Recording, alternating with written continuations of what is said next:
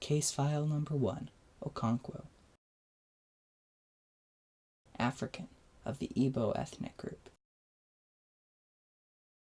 He has a large family, multiple wives, and many children. One in particular, Nwoye, now known as Isaac, is Christian. Okonkwo, within the 9 villages, especially in his home village of Umofia, is well known as a great wrestler after he threw the previous champion, Amelins the cat.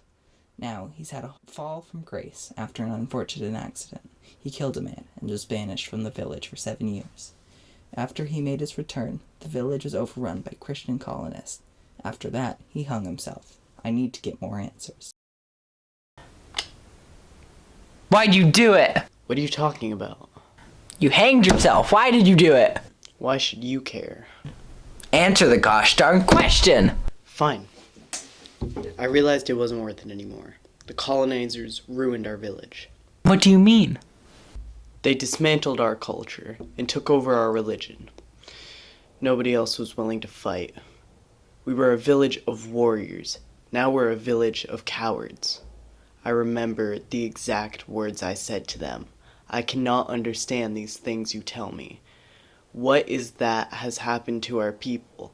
Why have they lost the power to fight? So you thought the best course of action was to hang yourself? I thought you were tough. Taking my own life was one of the toughest things I've ever had to do. But I just couldn't bear to live in a village that doesn't breathe the same life as I've always remembered. And what about your family? They're living comfortably in the compound. How are your children going to live comfortably without a father? I couldn't have lived comfortably with them. And why do you say that? They failed me. They failed you? Nwoye failed me. The best child I hold to my name is Enzima. She should have been a boy. And why do you say that? She has the strength of a boy, and she would have been destined for greater things had she been a boy. She could have brought great glory to the family. How much do you really care about your family? What's that supposed to mean? It says in your file that you beat your wives during Peace Week, one of the biggest sins a person in your culture could commit. In fact, I think one of your priests said, "You know as well as I do, our forefathers ordained that before we plant any crops in the earth, we should observe a week in which a man doesn't say a harsh word to his neighbor. We live in peace with our fellows, to honor our great goddess of the earth, without whose blessings our crops will die. You have committed a great evil." It is true. How much can you care about your family if you were willing to commit such an evil act? Our culture is much different than yours, and women serve a very specific role. I won't have you telling me what I can and can't do within our culture. What role do women serve? Whatever I tell them to. And what about your son? What about him? I assume you don't especially like him. He has failed me. So I've heard. Why do you say that? He is not the son I was meant to raise. He is not like me. He is not strong. He is weak. I have done my best to make Nwoye grow into a man, but there is too much of his mother in him. Maybe even too much of his grandfather. Too much of his grandfather? Keep talking! No, I've finished. You're finished when I say you're finished. Fine. I have other ways of getting information.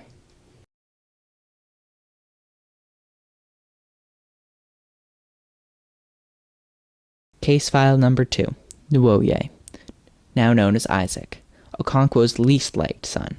He was alienated by his father to the point where he became a Christian missionary, ultimately betraying his father and becoming womanly. His grandfather, Unokwa, is largely unknown to me, but maybe Nwoye can give me more answers. What do you know?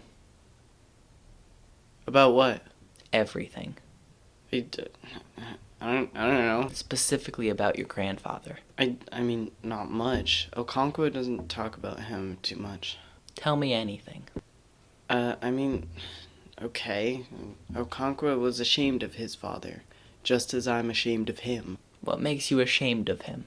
I don't know. He's not my father. Then why does he call you and think of you as womanly? Women are often viewed as inferior to men. They're tools used for the man's advantage. Thus, it's a great insult for a man to be called and considered womanly. They're small, passive, and unimportant. Okonkwo didn't want to be seen that way. He rejected that stereotype. Growing yams, showing little love towards his family, and killing my brother. He killed your brother? He wanted to reject the gender stereotype so much that he killed his own adopted son to prove he's not sensitive. Truly naive. Then that is what drives Okonkwo? Fear of a lack of manly reputation? Fear that he would be viewed as one of the wives, a tool for some other man, a worthless item to be beaten and used?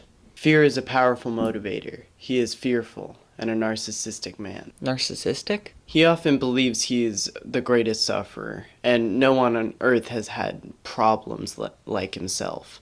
Uchendu once said to him, "If you think you are the greatest sufferer in the world, ask my daughter, Ukendi, and many twins that she's born and thrown away." He always believed that he was the greatest sufferer, and that's what ultimately led to his end. And the way he died? Committing suicide just when his people may need him most.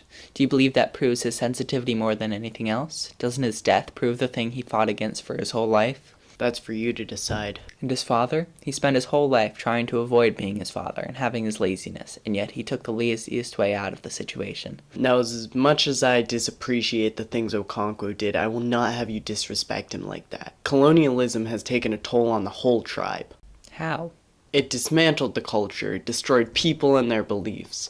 Okonkwo built his life on the foundation of his beliefs, and when it was torn out from under him, it all just fell apart. In the words of Obiurka, "Now the white man has won. Our brothers and our clan can no longer act like one. He has put a knife on the things that have held us together, and we have fallen apart." Colonialism did all that to your culture? It broke it. Never would they be the same. For them, the Christians meant destruction, but for you, it meant escape. That is a gross oversimplification. How can it be? You left your family, friends, culture, and beliefs all behind just to follow the white man's path. How can you leave that behind so easily? You betrayed your culture. It betrayed me! Don't you get that? All the gender roles in my family and fear and destiny and change, it all came together and drove me to leave, just as Okonkwo did. What about your siblings? What about Nzima? She's doing just fine with the others.